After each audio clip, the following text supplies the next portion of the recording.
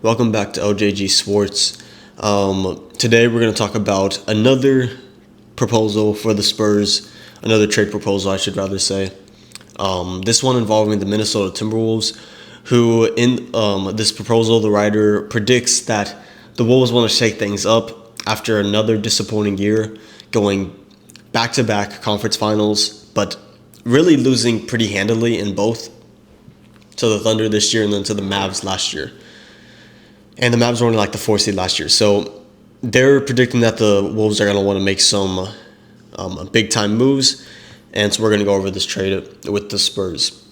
Now, as a Spurs fan, I have stated before that I'm not a fan of the Spurs making a trade unless it is like dishonorably in our favor, where it's like it's so lopsided that we can't pass it up. And I say that because I feel like the Spurs are in a position to where we have good future draft capital, we have good young talent on this team, we have probably the best, most valuable prospect in the league right now, Victor Wembanyama.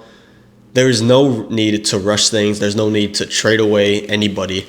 And so I'm usually pretty skeptical coming into these. But let's see. So in this proposal, he has the Timberwolves getting De'Aaron Fox. So in this trade for the Timberwolves, it definitely improves their starting point guard. Mike Conley was good, but he's just at that age not as good as he used to be. And for this, the Spurs get Reid, Dante DiVincenzo, Rob Dillingham, and Josh Minot. I think that's how you say his last name, Minot. But, okay. First of all, interesting thing to note is that we actually drafted Rob Dillingham last year, and then we traded him away to the Timberwolves. So it'd be interesting to get him back. To be honest, looking at this trade firsthand, I don't think this is the worst trade for the Spurs. You'd be getting a backup big, which we desperately need. Dante DiVincenzo, which is a good three-point shooter, a good backup guy. Rob Dillingham, who can be something good, maybe. We already have Stephon Castle. We don't have to give up the picks. We have Dylan Harper coming up. So I don't know much about the Josh Minot guy, but that's not bad, honestly, for the Spurs. But there's no way in hell the Spurs make this trade. I'm going to call it now. Well, one, I know Reid, I'm pretty sure he's a free agent, so I think it'd have to be a sign and trade thing. But the Spurs are not going to trade De'Aaron Fox. He was the one that put faith in the Spurs and said, I want to be here. And because of that, we got him for pretty cheap. I assume the Spurs are going to extend De'Aaron Fox this summer. It just seems like the Spurs thing to do. And for me, anyway, as a Spurs fan, it kind of leaves a sour taste in your mouth when you just trade for this guy who wanted to come play for you. And because of that, you got him on a discount. And then after that, you just trade him away immediately. And I've seen this actually, a lot of people saying this is like the Spurs made a mistake trading for De'Aaron Fox. When it's like, why would you say that? And their logic is that we have Stephon Castle, and then with the second pick now, we're going to get Dylan Harper. We're going to have a logjam at the point guard spot. And the Spurs did not know we were going to be blessed by the lottery gods again and get the number 2 pick. And then also, we got De'Aaron Fox for very cheap. We ended up giving 3 first-rounders out, but 2 of them I don't think even conveyed, and then 1 was one of our own, like in a couple years. So they're not that good of picks. We kept all the Atlanta picks. We didn't give away one young talent on this team. We even kept Keldon Johnson, which I thought for sure he was gone. We gave up Zach Collins, which was a bad contract. We gave up Trey Jones, which was a decent backup point guard. And then we also gave up Sidi Sissoko, I believe. Yeah. So we gave up nothing for Fox. We gave him a bag of potato chips and a Tootsie Roll. That's literally it. So you make that trade 10 out of 10 times. Now, do I agree it's not ideal that we're going to be drafting another guard who has shooting concerns? Yes, I get that. But to people saying that we need to trade De'Aaron Fox, that we need to trade Stephon Castle, that we need to trade the number 2 pick away because we can't get another guard who cannot shoot. Look, I get it. It is not the best scenario for the Spurs. But what's really good about a couple of these guards we have is that They are combo guards. Dylan Harper can play 1 or 2, I believe. Stephon Castle can play 1 or 2.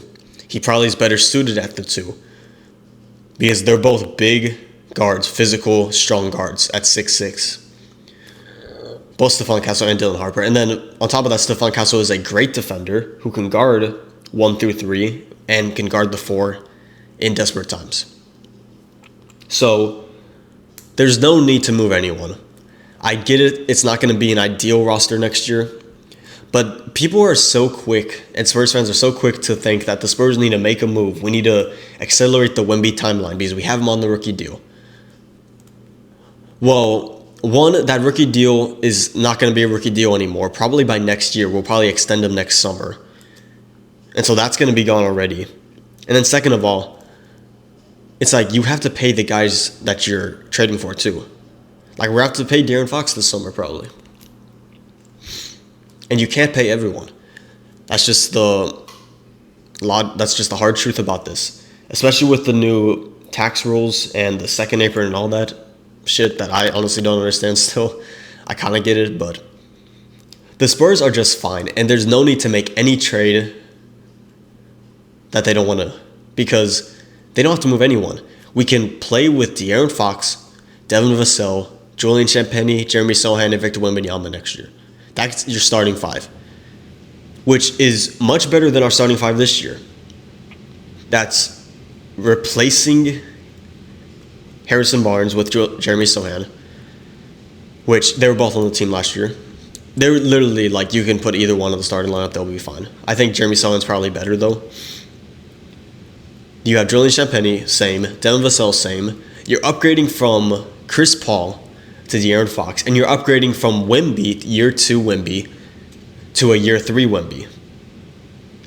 And we didn't even have Wemby for most of the year last year, and De'Aaron Fox. That's something people forget. We made the big splashy trade last offseason, not last offseason, but at the deadline. Literally a couple months ago, when we traded for De'Aaron Fox, and we didn't even get to see what De'Aaron Fox and Wemby could be like. They didn't have enough time together. We were on the rodeo road trip. They played like 6 games together, and then Wemby got the diagnosis of the blood clots. So they have not had time to build chemistry. They have not had time to really flourish. And that's going to be the main upgrade on the Spurs team next year. We have Mitch Johnson as full-time head coach now instead of just interim head coach. He can do whatever he wants for a full offseason. So that's your starting lineup. And then even if you draft Dylan Harper at 2 and then preferably a big at 14, you have Dylan Harper, Stephon Castle, Keldon Johnson, Harrison Barnes, and a big that you just drafted with the 14th pick. That's a deep Spurs team. Keldon Johnson, who once averaged 20-plus points a game coming off the bench. And yeah, he's a little out of position playing the 3, but if you watch Spurs basketball, you know he's a big body. He's strong. And even though he lost weight, he's still really strong. Great finishing through contact. He's just fine at the 3. Sometimes in some very small ball lineups, he played the 4 for the Spurs last year. Stephon Castle playing at the 2, which is probably more in his comfort zone. Dylan Harper as your backup point guard. Harrison Barnes, a good veteran leader who was knocking down threes like crazy last year for the Spurs, especially in the corner.